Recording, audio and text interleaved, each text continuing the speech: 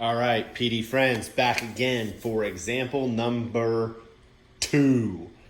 This time we're looking at time lapse and the towers of Hanoi. This is a Tower of Hanoi. It is usually thought of as a child's toy, but it is a really great tool to teach students about algorithms and to draw a relationship between draw a relationship between the number of moves and an equation that governs the number of moves. But for these purposes, for you, we're going to talk about how to use the time-lapse feature of your smartphone or device to create an engaging introduction to a lab or an experiment with something like the Towers of Hanoi. So again, I'm going to prep my work area. Again, I'm here on my whiteboard covered table that is pretty reflective and doesn't always make for great videos. So I'm going to use my white construction paper again, or my white drawing paper, to kind of dull the surface in order to create a nice, platform or a nice backdrop for my towers. One thing I am going to do that's a little different than the other videos is I'm actually going to curl it up in the back here. I've got my trusty 3D printer to hold it up. That way, when I'm filming this at an angle, the backdrop is also white and it creates for a much cleaner GIF. I have this fancy tripod that I'm going to use, but I also have some low-tech stuff that I'm going to use. So let me grab it real quick.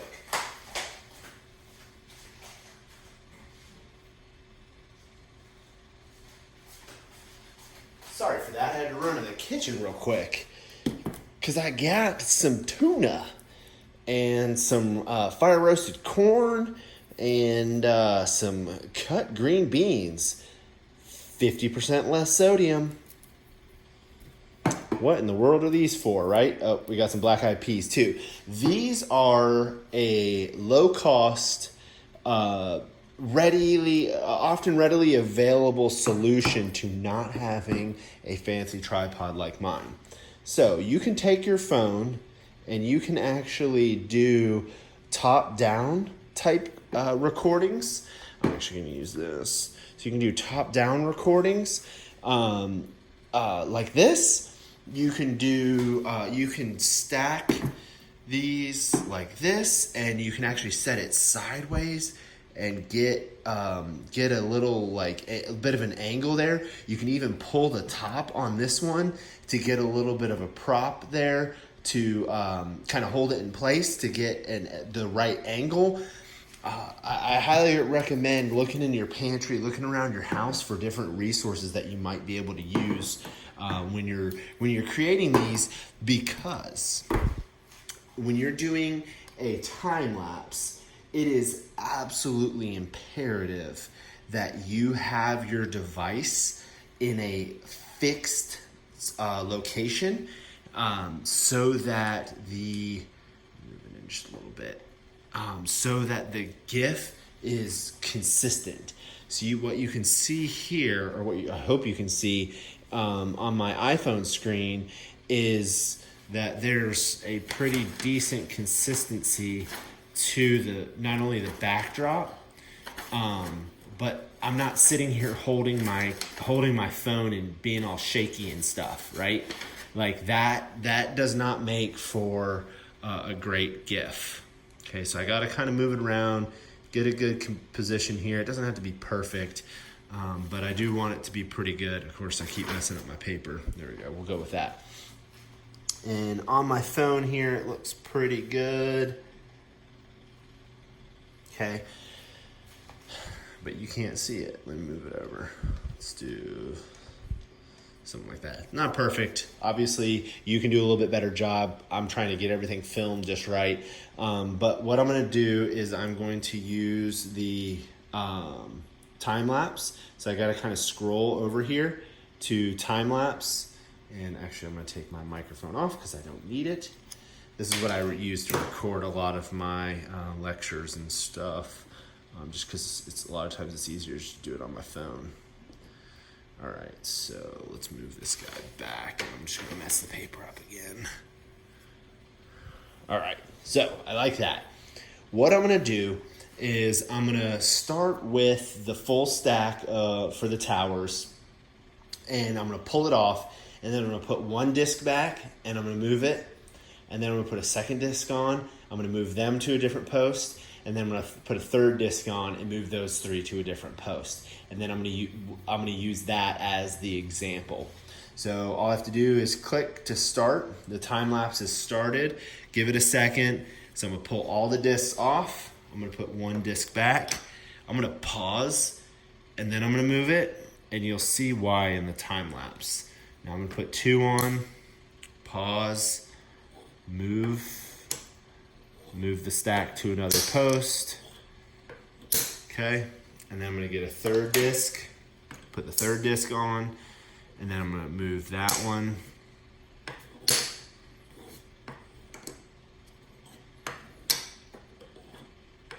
Again, you can do a better job with lighting and such. I'm kind of handicapped here because I'm trying to get it all on film without having crazy lighting. And most of my lighting's actually still at school because we're in COVID still, and it's crazy. All right, let's take a look at what we just got. Go here. All right, now one thing I want to point out is that this spinning circle is a good thing. That means that the iPhone's processor is actually rendering the time lapse, and sometimes it takes a few minutes. I don't remember how long that one was. It couldn't have been more than a minute or two. So it was a pretty short time lapse. It should render it pretty quickly. I do have pretty good coloring. I do have an interesting lighting, you know, this lighting coming in from the left side here.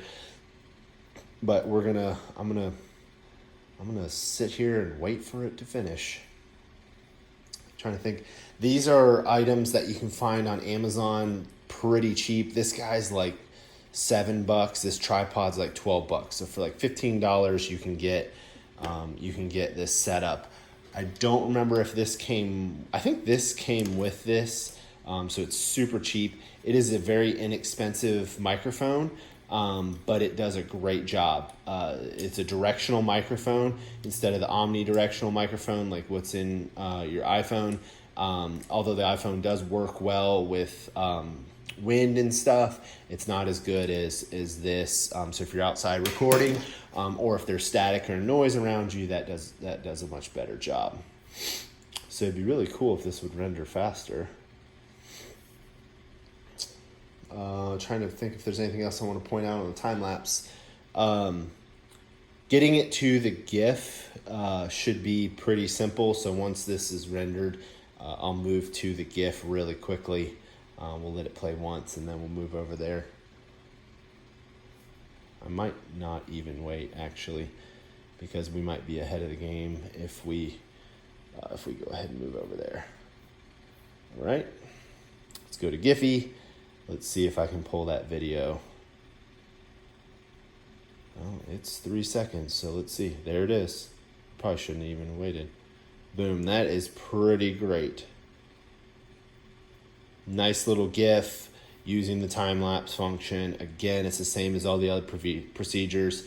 The most important thing, guys, to remember is uploading it to Giphy is the point where the GIF becomes available on the Giphy server, and you're gonna in the cloud, into the Giphy cloud, and you're gonna mirror this GIF into its learning using the example video that I have further down on the page.